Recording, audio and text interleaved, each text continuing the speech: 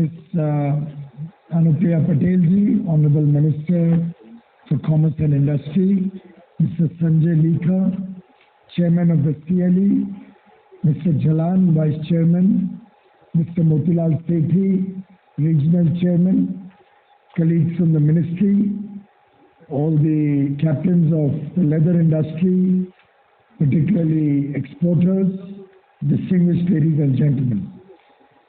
Truly very delighted to be present here in this award function being held after a gap of 2 years. My congratulations to all the award winners. I believe 96 awardees are going to be recognized for their extraordinary performance in different categories, several different categories in the various elements that go into the leather industry. It's wonderful to see companies who have consistently been receiving this award, working for a better future for the industry, making the country proud with your products across the world. Congratulations to all the winners, and I'm sure your winning this award today will be a great encouragement for many, many others who will aspire to be recognized and awarded in the years to come. It's also very redeeming to see the excellent performance of the sector. You've bounced back extremely well in the post-COVID period. Of course, COVID is not yet over.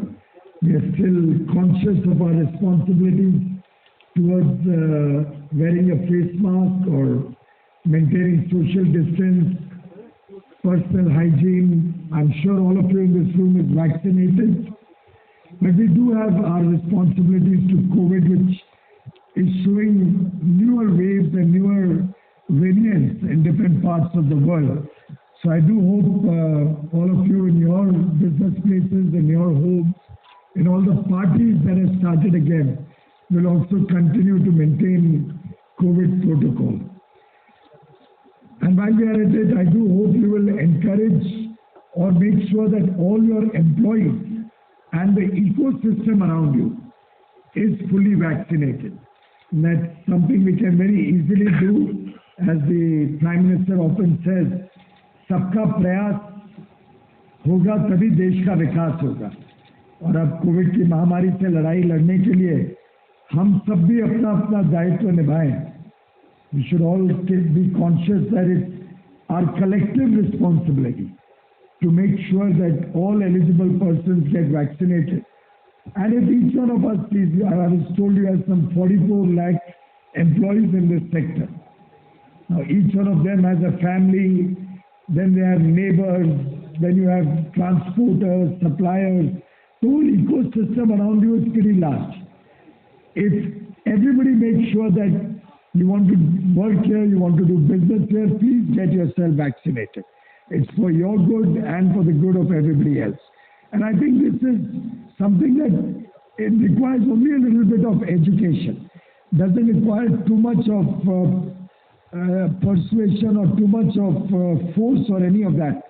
We should truly just educate our people the benefits of vaccination, and I'm sure we can achieve much better vaccination rates. We've already crossed 80% of the first dose.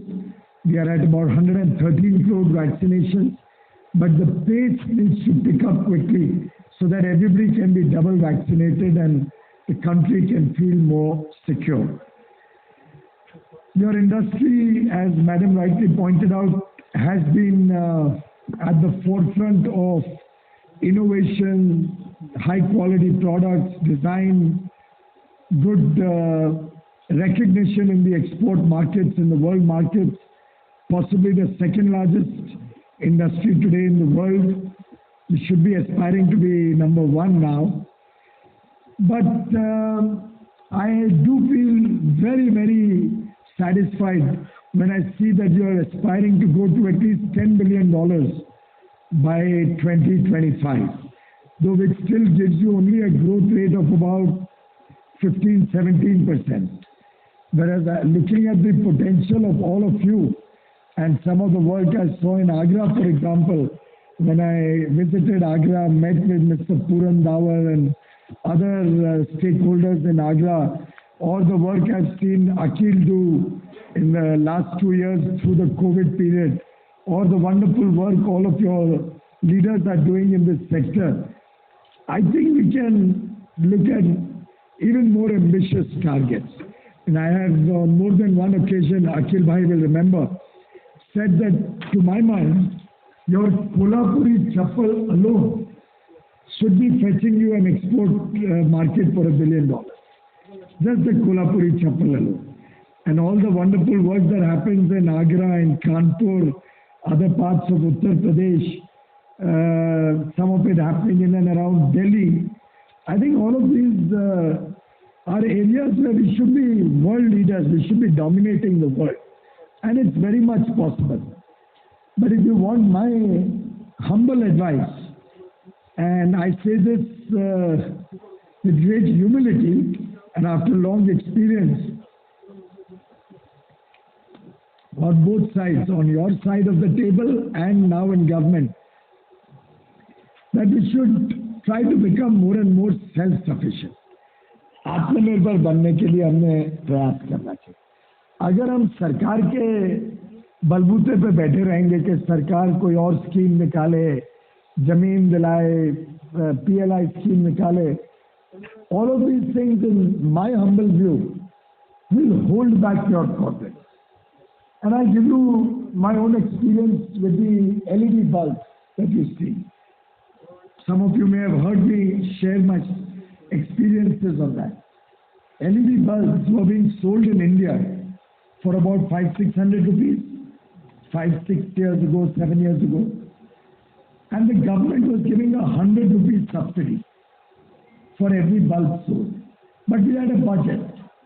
As per the budget, we had a certain amount of money. And at 100 rupees a bulb, we could only support so many bulbs. And it was a few lakh bulbs, I think maybe 6 lakhs were sold in a year or some such small figure. Because of that, everybody was waiting that subsidy मिलेगी तब मैं bulb लगाऊंगा. और देश में अभी भी वो पुराने 2014 तक पुराने bulb चलते रहे. Whatever they were called, लट्टू or something. यूपी में तो लट्टू ही बोलते थे मेरे ख्याल से. And those incandescent bulbs were totally energy inefficient. The illumination was poor. It was hardly lighting up the area very well. And we were burning coal to make power and then provide energy. There was wastage. Each one of us was paying large electricity bills in our factory, in our offices, in our homes. Municipal corporations and local bodies were paying large bills for their street lighting. But the sum and substance was we were not willing to engage the LED bulb, which was an economically attractive proposition, because we kept waiting for that 100 rupees subsidy.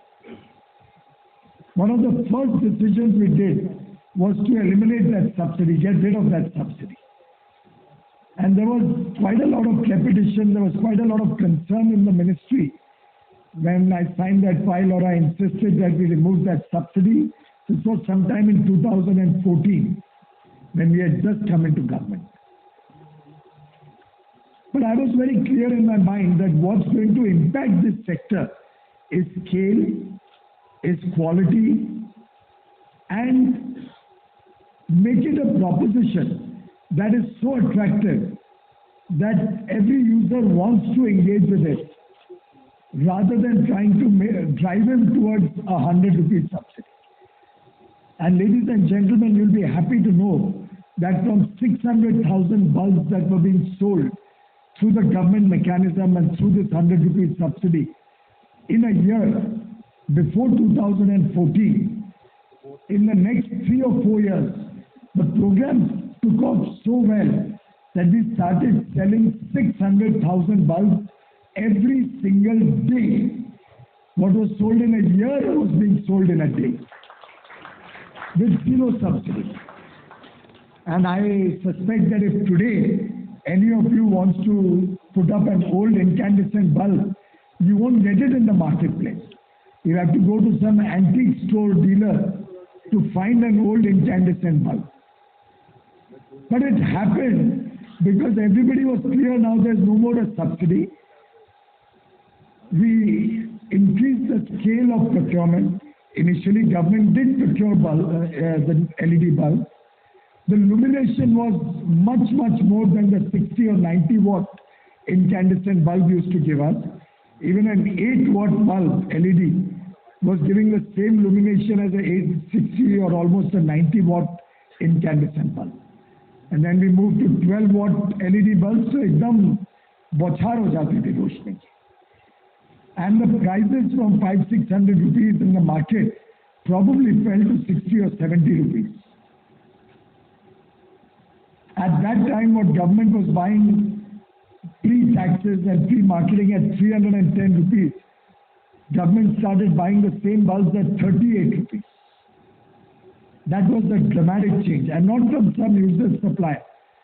Very well reputed companies like Philips and Surya and Crompton Greaves, Havells, I think also, I'm not remembering all the names. Very reputed companies were giving these products, high quality products, at 85% lower prices.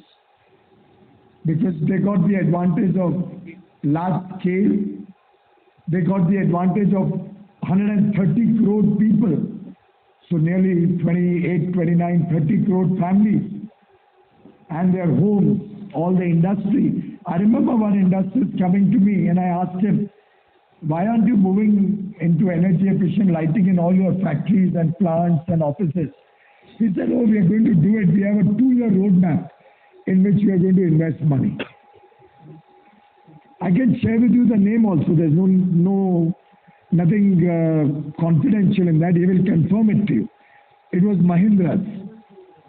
And we have a meeting with him later today evening. He's now taken over as the arm that is going to work with the private sector for space technologies. And I shared with him the economics on the back of the envelope. I picked up a paper and I just did some back of the envelope calculations with him and said, why don't you do it in the next 3 months? Your payback will be 3 months of changeover and you will be paid back the entire money. And they last for 6 or 7 years. And he was quite amazed, went back, studied it, implemented it, and then confirmed to me that their payback was probably not 3, maybe 4 months. And they were saving hugely on their electricity consumption. I am sharing this example with you, ladies and gentlemen, only to encourage you to think differently. Go beyond the typical mindset that we have to be dependent on the government to achieve extraordinary results. Of course, we would love to be a facilitator. We'd love to do whatever maximum we can within the realm of available funds or within the schemes. I'm told we have certain schemes in the industry department where through SIDE or ties they support common effluent treatment plants or certain common facilities, testing laboratories and all for the clusters that are coming up for leather. We are happy to have BIS set up labs wherever you want. Bring in the most modern testing equipment, whatever you all want, wherever you all want.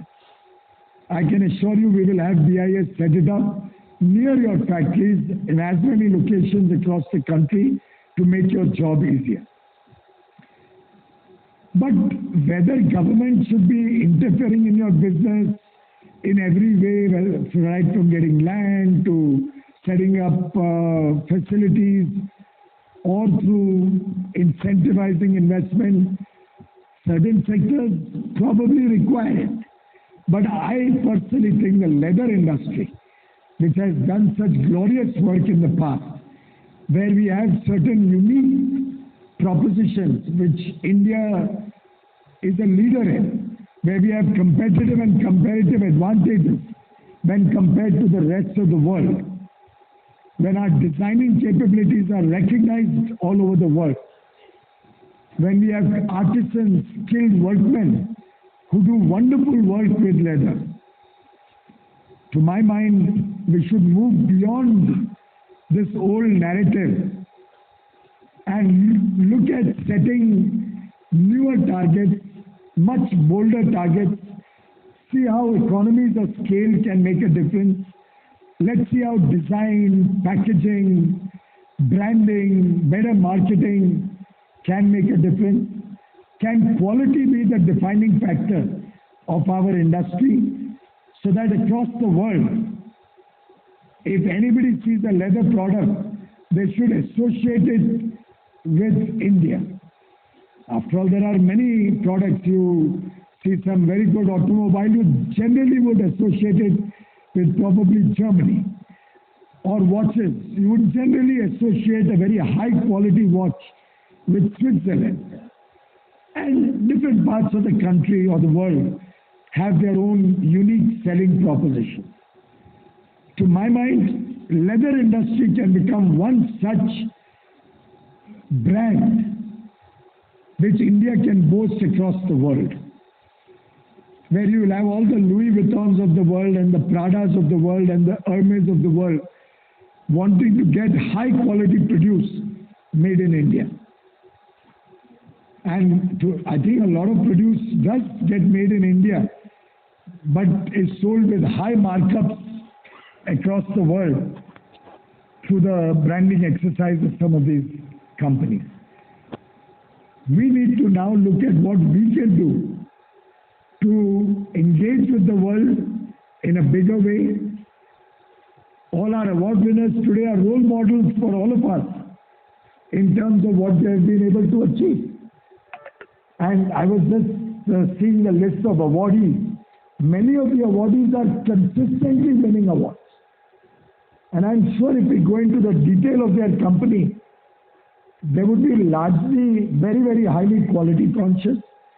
They must be paying their workmen well. They must be meeting all their government obligations of taxes or the workmen benefits, social security and all honesty. They must be running their testing processes very well or having good laboratories in their factories. I'm assuming that maybe the council could do a little bit of study and come up with a paper, because that will encourage everybody else to think differently and think boldly on how to capture larger markets in the world. So, while this may not be exactly what you came here to listen to, I do hope I'll be able to strike a chord somewhere in our industry that let's try and capture the world on our own strength, on our own terms, on our own competence, on our own capabilities. Let us talk to the government for areas where we can really help. For example, the free trade agreement. We are trying to get market access duty-free for our leather industry, and that's one of our prime asks when we are talking to the UAE, when we are talking to UK, to Australia. Now the GCC countries, we hope to launch sometime in January or February. All the 6 GCC countries as a whole. The EU, where they have now appointed a chief negotiator, so we'll start the engagement very soon. I do hope Israel also can open up the doors for our leather products. All of these countries, we are looking at talking to them for better market access and better opportunities for your sector. Those are areas where we should work in partnership. Other than that, wherever you have any genuine difficulty, I think all your leaders or captains of your industry will certify that the Ministry of Industry and Commerce, both departments, have been proactive all through the COVID period. There have been probably an overdose of activity between government and your export organization, Council for Leather Exports. We've been working together to smoothen the edges wherever it was required, but I'm sure working together, we can transcend all these smaller problems that keep cropping up, look for much larger outcomes, see how we can use our leather institute in a much more proactive way to support our industry and our exports, but at the same time keep the dialogue on, as was referred earlier, whether it's for clusters or parks or other support from the government. We'll certainly keep the dialogue on, we'll see what is possible. But let that not define the success and the future of your industry. Let that only strengthen it. Let that be an addition to your P&L. Your P&L should come out of your quality, out of your scale, out of your skills, out of your own enterprise and entrepreneurial abilities. And I know for a fact that yours is one industry that has no shortage of any of these. I wish all of you well, and congratulations again to all the award winners. Thank you all the jury members for all the effort you have put in selecting all the award winners. A big thank you to all our exporters, all our industry participants from the leather industry for providing lakhs of jobs, for helping us earn foreign exchange, for the wonderful work that you are doing. Keep up this good work. We are really, really proud of you. The nation is proud of you. Thank you very much. Thank you so much. Thank you so much, sir, for your words. May I now please request Shri Piyush Goyal to release the CLE Export Excellence Award booklet.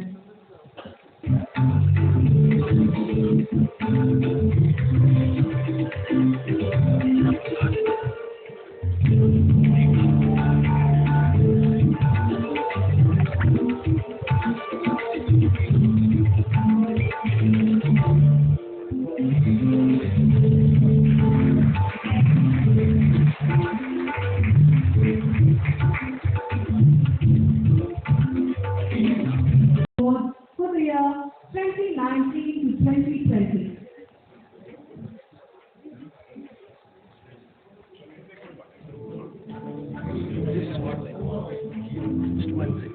Come here. The